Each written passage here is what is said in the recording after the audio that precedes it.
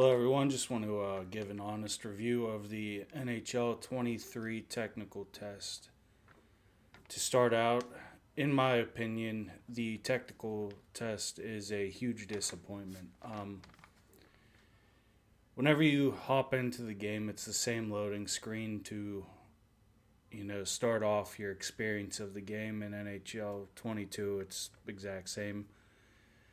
And the game mode that they give you is, Shell, which World of Shell, probably one of the more popular ones behind Ultimate Team. People play it a lot. So, you start off, you hop on, you think, oh, yeah, you're going to have somewhat of a big difference. And the first thing you notice when playing is there is very minor changes. To me, it does not justify buying the game at full price. Um,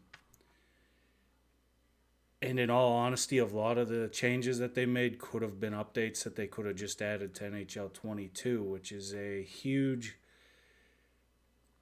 for me, it's a huge issue on EA's part. I don't know if going forward they're just trying to focus on 24 or what they're doing. If your selling point is the changes that, like the bare minimum changes you made, if that's your selling point, 23 is not going to do good. Um,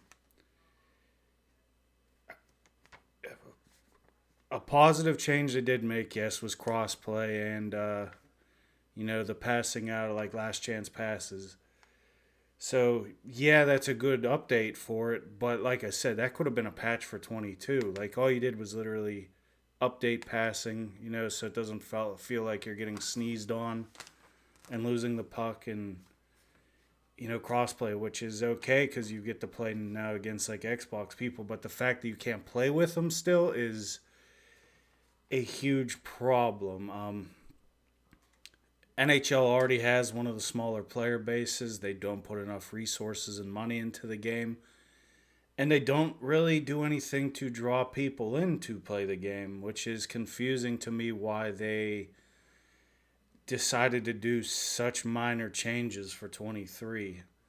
Yeah, the poke checking is a little bit better, but it could be tuned. I mean, there are times where you poke check and your player freezes, but for the most part, it's better than just spamming R1 and getting the puck. Um, but outside of that, and like the last chance passing, and the flip over the back of the net and the hit out of the air, there's just not a lot to be put into 23. It is the when people say, it's like NHL 22.0, it literally feels like that. It is like everything is the same except for minor changes, which is a extremely bad sign for NHL. I don't think people are going to be drawn to buying the game. I personally would not purchase it at full price because it is a roster update with minor changes. Um, Shell overall, though, same thing. It's, you have that useless bag system that nobody cares about. I'm disappointed they didn't get rid of that and, bring up something different. One thing I do like, though, is they now give you 10 creation spots for, player types and all that compared to 5. And it seems they also lowered the level you unlock them. So it's overall an improvement, in my opinion, on that aspect.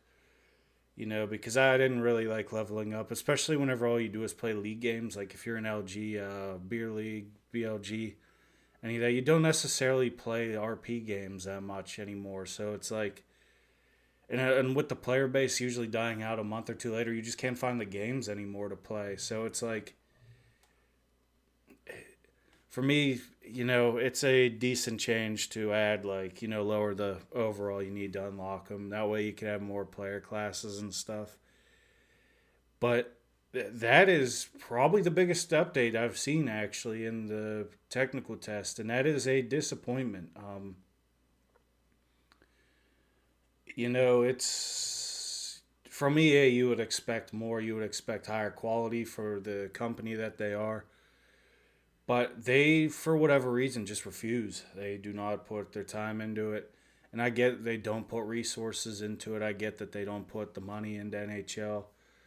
But overall, like you want to, I would hope they would want to, increase their player base and make money off of it and stuff. Like, for me, this is the first year where you could definitely tell Ultimate Team was their biggest, you know, focus. Like, it just doesn't seem like they cared much about any of the other game modes. I don't even think they have game modes listed as like a feature that they're going to talk about before the release date, which to me is it's scary because you would think with the minor changes they would at least come out with like, yeah, we're bringing out GM Connected or an online franchise, something to draw people in to buy the game and play it, which after the technical test there just isn't anything to there was no wow factor. There wasn't anything that was like, wow, we really have to buy this game whenever it comes out. We really have to buy it, to play it. It's more of just I mean, if they're working on 24 and that's their focus, it's more of just a filler for a year, which in that case, a lot of the changes they could have just put out in an update patch and, allowed us to just continue on 22. So for me, I can't justify spending that 70 or $100 in American dollars. I don't know what it is in like Canadian dollars or anything, but it's really a disappointment. And for me, the technical test after I played it a couple games, it was a 3 out of 10. It just felt like 22 with minor changes. It just wasn't anything. It wasn't like, wow, I really got to continue playing this game. Like FIFA and Madden with their new field sense stuff, it kind of gives you that. I mean, it's still the same game, like pretty much, but like you kind of get that like idea of, wow, they're actually kind of trying to make a bigger change into it, allow you to have more control over where you position like the pass and all that. But it's like a lot of their stuff, it just seems like I know they mentioned tuning for CPU AI, which is a good thing. But if you're not going to make it, like human goalies and all that, more playable and user friendly as well, it's just not a good look. Goalie controls are, in my opinion, slowed on 22. It's very aggravating to play goalie. That's why I never really attempt it. Um, there's a lot of bugs in it. Like, you try to cover the puck and it just doesn't allow you to cover it. And for them to do as little as they did is disappointing. Now, I like some of the additions they added, like, CPU telling you they're getting off the ice. That way you don't just pass it to somebody and it goes right past them. Or even like, them telling you who's open or whatever. That way you can play better defensively. But once again, that's just an update they could have done for 22. And another issue that I have with the game is, once again, they didn't do anything for the atmosphere of the game. You hop into a game and the crowd noise, it sounds like you're in a library. It doesn't give you any motivation, doesn't get you pumped up. The one thing I like about FIFA is, like, you're playing FIFA, the crowd's into it. You get pumped up from that. You score a goal, you hear the crowd going off. In this one, it just sounds like they're in a library. It sounds like nobody's talking. There's nobody, like no cheering going on. It's a very deflating atmosphere. It's just an upsetting atmosphere for hockey, especially because, you're in the crowds, you hear people chanting, you hear people getting all hyped up whenever their team scores a goal. And NHL and EA just don't portray that in any way. Yeah, I mean, yeah, I guess last minute or last second goals are still going to have where the screen shakes or whatever, but it's like overall, it just creates a bad atmosphere and it feels like it's a copy and pasted game, which is why I give it a 3 out of 10 for the technical test. Now, what'll change my mind is if they are doing something like GM Connected or online franchise. It at least gives you a game mode that will bring people into it. It'll bring the old people back that used to play the game. It'll bring new people in as they could do franchise mode. And it gives content creators something to do outside of the world of Shell. You know, you could have 32-man team leagues and all that. And I don't know if they'd be able to do it from PS5 to Xbox or whatever, but to still have it on like PS5 with PS5, Xbox with Xbox, it'd be pretty sick to do. You know, you could play with your friends or you could play with like a league or something. It just gives you something to do.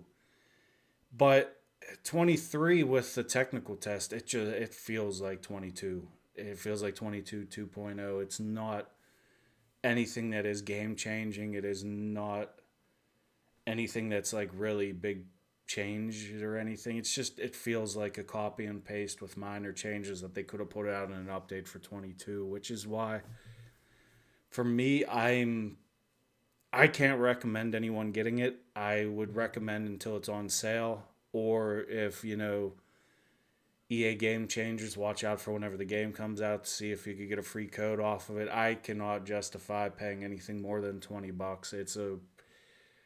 Unless they bring out like something in another game mode, it's not looking good. It's not full price worthy, which I don't want to say EA doesn't really do that much anymore with that, but it looks more and more like, you know, 24 is just going to be the same thing where it's going to be small changes, and it's not a good look. I still think they're going to have trouble doing the cross play, you know. I know FIFA was supposed to do it for pro clubs, but at last minute they ditched it. I have a feeling NHL is going to do the same thing where come November, whenever they say they're supposed to put it out, they're going to be like, hey, it was just too difficult. We're only doing it for Ultimate Team, which it's a clear, you know, it's them opening the door, just telling their fan base that, like, hey, we just care about Ultimate Team, no other aspect of the game. But for me, it is definitely a disappointment. You know, you look to hold EA at a higher standard because of the, you know, company they are. You hope to hold them to a higher standard because there's no competition around, and they give you a copy and paste for a technical test, which to me is unacceptable. It's a huge disappointment. Everyone I've talked to has also said it's just a copy and paste. It's no real changes. Even like the big YouTubers for NHL come out and say, like, you know, Nasher and all that says it's by far this is the least amount of change you've ever seen in a technical test for them. And it's very disappointing because for the company they are, you think they should hold themselves to a higher standard and put out better quality, which it is what it is, I guess. But, you know, you just kind of wish that for them to put out, like, to me, I just don't understand why they put out a technical test if they're not making any changes, or at least, like, do something other than, like, just give us the bare minimum. Like, I don't know if they are putting an online franchise or GM connected, at least like put that one out. That way you could play a franchise mode with your friends or something. But to me, to put out the World of Shell with minor changes, it just doesn't give you a good look. It doesn't.